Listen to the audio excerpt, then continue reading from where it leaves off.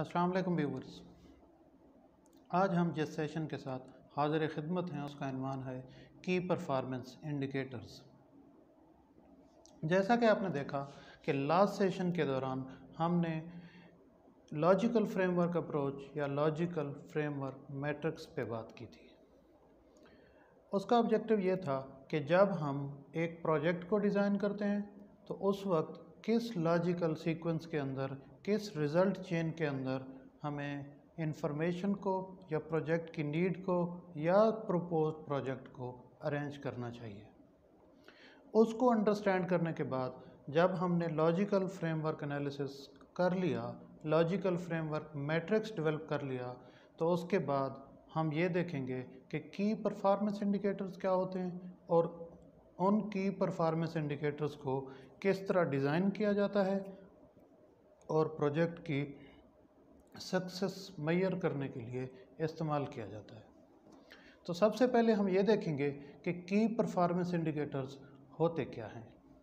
की performance indicators ऐसे measurable indicators होते हैं जो हमें ये मदद देते हैं कि हम किस तरह प्रोजेक्ट की सक्सेस को, प्रोजेक्ट की अचीवमेंट्स को असेस कर सकते हैं या गेज कर सकते हैं। ये हमें प्रोजेक्ट की सक्सेस को मेजर करने में हेल्पफुल होते हैं और ये ऐसे मेजरेबल, एक्शनेबल और अंडरस्टैंडेबल एस्पेक्ट्स के ऊपर बेस कर रहे होते हैं कि जिनको हम ड्यूरिंग द प्रोजेक्ट स्टडी कर सकते हैं और इनको मेजर भी किया जा सकता है, क्वांटिफाई भी किया जा सकता है। अगर हम एग्जाम्पल के तौर पर बात करें कि कौन से ऐसे इंडिकेटर्स हो सकते हैं कि जिनको हम ये कह सकते हैं कि ये प्रोजेक्ट के लिए की परफॉर्मेंस इंडिकेटर्स हो सकते हैं, कि जब हम किसी भी प्रोजेक्ट को या किसी भी प्रोग्राम को देखते हैं तो उसके अंदर दो की एस्पेक्ट्स होते हैं। एक प्रोग्राम का एस्पेक्ट होता है और दूसरा ऑपरेशंस और फाइनेंस का एस्पेक्ट होता है। तो प्रोग्राम के लिए भी की परफॉर्मेंस इंडिकेटर्स को डिज़ाइन किया जा सकता है और बजट्स, फाइनेंसेस या ऑपरेशंस के लिए भी की परफॉर्मेंस इंडिकेटर्स डिज़ाइन किए जा सकते हैं। अगर हम एग्जाम्पल के तौर पर बात करें, अगर हम प्रोजेक्ट कंप्लीशन के बाद ये देख रहे हों कि एक्चुअल कास्ट ऑफ प्रोजेक्ट क्या थी, तो उसके लिए हम इंडिकेटर सेट कर सकते हैं। हम कास्ट वेरिएंस एनालिसिस के लिए भी इंडिकेटर सेट कर सकते हैं कि प्लान्ड कास्ट क्या थी प्रोजेक्ट की और प्रोजेक्ट इम्प्लीमेंटेशन की एक्चुअल कास्ट क्या थी। और कास्ट के परफॉर्मेंस इंडेक्स को असेस करने के लिए भी हम इंडिकेटर डेवलप कर सकते हैं। इसी तरह स्केजुअल वेरिएंस के लिए भी इंडिकेटर बनाया जा सकता है कि जिस वक्त हम प्रोजेक्ट को डिज़ाइन कर रहे हैं उस वक्त हम फोरसी कर रहे हैं कि कितने वक्त के अंदर हम इस प्रोजेक्ट को इम्प्लीमेंट करेंगे और एक्चुअली हमने कितने वक्त के अंदर इस प्रोजेक्ट को इम्प्लीमेंट किया। स्केजुअल वेरिएंस कितना है या प्रोजेक्ट की जो रिसोर्स यूटिलाइजेशन है उसकी एफिशिएंसी क्या है, उसके लिए भी प्रोजेक्ट के लिए की परफॉर्मेंस इंडिकेटर्स बनाए जा सकते हैं। और इसके साथ साथ जो प्रोजेक्ट के ऑब्जेक्टिव्स होते हैं कि जिस पर्पज़ के लिए किसी प्रोजेक्ट को डिज़ाइन किया गया है और उस प्रोजेक्ट को इम्प्लीमेंट किया गया है, उन ऑब्जेक्टिव्स को असेस करने के लिए, उन ऑब्जेक्टिव्स की परफॉर्मेंस को असेस करने के लिए, सक्सेसेस और अचीवमेंट्स को असेस करने के लिए भी इंडिकेटर बनाए जा सकते हैं। कि जैसे प्रोजेक्ट के ऑब्जेक्टिव हों, अगर प्रोजेक्ट डिज़ास्टर मैनेजमेंट से रिलेटेड है, अगर प्रोजेक्ट पॉवर्टी एलिविएशन से रिलेटेड है, अगर प्रोजेक्ट लाइवलीहुड इन्हांसमेंट से रिलेटेड है, तो उसके रेलिवेंट परफॉर्मेंस इंडिकेटर को असेस किया डेवलप किया जा सकता है। फिर उन परफॉर्मेंस इंडिकेटर के थ्रू उस प्रोजेक्ट की या उस प्रोग्राम की परफॉर्मेंस को भी असेस किया जा सकता है। अब हम ये देखेंगे कि हमने ये देख लिया कि की परफॉर्मेंस इंडिकेटर्स होते क्या हैं और किस लिए डिज़ाइन किए जाते हैं। अब हम ये देखेंगे कि हमें अच्छे की परफॉर्मेंस इंडिकेटर किस तरह सेट करने चाहिए, किस तरह हम अच्छे की परफॉर्मेंस इंडिकेटर को सेट कर सकते हैं। सबसे पहली बात यह है कि ये जो परफॉर्मेंस इंडिकेटर होते हैं वो प्रोजेक्ट के जो की रिज़ल्ट एरियाज़ होते हैं, जब प्रोजेक्ट के की परफॉर्मेंस गोल्स होते हैं उनके साथ उनको अलाइन होना चाहिए। और जितने भी की परफॉर्मेंस इंडिकेटर्स हों उसको प्रोजेक्ट स्टार्ट से पहले डेवलप किया जाता है, और प्रोजेक्ट के जितने भी स्टेक होल्डर्स होते हैं या प्रोजेक्ट की जितनी भी पार्टीज़ होती हैं, वो सारी पार्टीज़ या सारे स्टेक होल्डर उनकी परफॉर्मेंस इंडिकेटर्स को एग्री करते हैं प्रोजेक्ट इम्प्लीमेंटेशन स्टार्ट होने से पहले, कि during the implementation of the project, जब तक ये प्रोजेक्ट इम्प्लीमेंट होगा तो हम इनकी परफॉर्मेंस इंडिकेटर्स को मीट करेंगे। और उसके साथ साथ ये क्वांटिफाइएबल मेजरमेंट्स होती हैं कि ऐसे इंडिकेटर्स होते हैं जिनको क्वांटिफाई किया जा सकता है,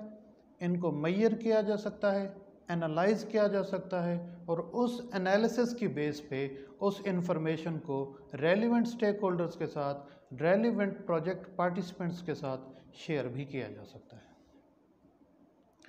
और इन इंडिकेटर्स की बेस पे जब हम असेस कर रहे होते हैं परफॉर्मेंस किसी भी प्रोजेक्ट की, तो उसकी बेस के ऊपर क्रिटिकल डिसीजन मेकिंग भी की जा सकती है। कि अगर हमें प्रोजेक्ट के की परफॉर्मेंस इंडिकेटर से ये मालूम पड़ता है कि प्रोजेक्ट ऑफ ट्रैक है, प्रोजेक्ट अपने ऑब्जेक्टिव्स को मीट करने नहीं जा रहा, तो ड्यूरिंग द प्रोजेक्ट हम अपने परफॉर्मेंस इंडिकेटर्स को, ड्यूरिंग द प्रोजेक्ट हम अपने रिजल्ट एरियाज़ को मॉडिफाई भी कर सकते हैं। उसके लिए जो बेसिक इन्फॉर्मेशन होती है वो हमें की परफॉर्मेंस इंडिकेटर्स प्रोवाइड करते हैं। और जो की परफॉर्मेंस इंडिकेटर्स होते हैं ये रियलिस्टिक होते हैं, कास्ट इफ़ेक्टिव होते हैं, और इनको ऑर्गेनाइजेशन कल्चर, ऑर्गेनाइजेशन और प्रोजेक्ट के स्कोप के मुताबिक टेलर भी किया जा सकता है, को मॉडिफाई किया जा सकता है।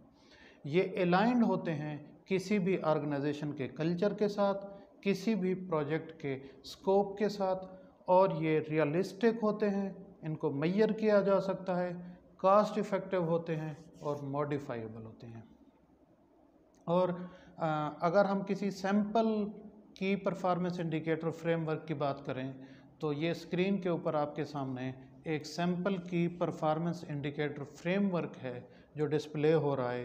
कि इसके अंदर की रिज़ल्ट एरियाज़ बताए गए हैं कि प्रोजेक्ट के कौन से की रिज़ल्ट एरियाज़ हो सकते हैं, और उन रिज़ल्ट एरियाज़ को किसी भी प्रोजेक्ट के डिज़ाइन के अंदर इंक्लूड करने के ऑब्जेक्टिव्स क्या हैं, वो किस ऑब्जेक्टिव के तहत उनको इंक्लूड किया गया है। फिर उसके साथ साथ उसके माइलस्टोन्स और इंडिकेटर्स दिए जाते हैं कि इनकी रिज़ल्ट एरियाज़ के लिए प्रोजेक्ट के क्या माइलस्टोन्स होंगे या क्या इंडिकेटर्स होंगे जिनके ऊपर हम इन रिज़ल्ट एरियाज़ के ऊपर प्रोजेक्ट की एफिशिएंसी को या प्रोजेक्ट की परफॉर्मेंस को या प्रोजेक्ट की सक्सेस को असेस करेंगे। और उसके साथ साथ स्ट्रेटजीज़ भी दी गई हैं कि इन इंडिकेटर्स को मीट करने के लिए या इन रिज़ल्ट एरियाज़ के ऊपर अचीवमेंट्स के लिए कौन सी ऐसी स्ट्रेटजीज़ होंगी जिनको अडॉप्ट किया जाएगा। और उसके साथ साथ मेजर्स भी दिए गए हैं कि कौन से ऐसे मेजर्स होंगे जो हेल्पफुल होंगे इन परफॉर्मेंस इंडिकेटर्स को मीट करने के लिए। तो जब भी हम कोई एक नया प्रोजेक्ट डेवलप करते हैं, एक प्रोजेक्ट के डिज़ाइन को या प्रोजेक्ट के आइडिया को प्रेजेंट करते हैं, तो इस तरह उसके की परफॉर्मेंस इंडिकेटर्स को भी साथ में प्रेजेंट किया जाता है। और ये की परफॉर्मेंस इंडिकेटर प्रोजेक्ट की सक्सेस मेजर करने के लिए और प्रोजेक्ट की अचीवमेंट्स को असेस करने के लिए यूज़ किए जाते हैं। और जो माइलस्टोन्स होते हैं जो हम की परफॉर्मेंस इंडिकेटर्स के अंदर इंक्लूड कर रहे होते हैं या फ्रेमवर्क के अंदर जिनको इंक्लूड किया जाता है, ये माइलस्टोन टाइम बाउंड भी होते हैं। इनको ड्यूरिंग द प्रोजेक्ट भी इन माइलस्टोन को असेस किया जा सकता है या at the end of the project भी असेस किया जा सकता है। तो ये आज की हमारी डिस्कशन थी की परफॉर्मेंस इंडिकेटर्स के हवाले से।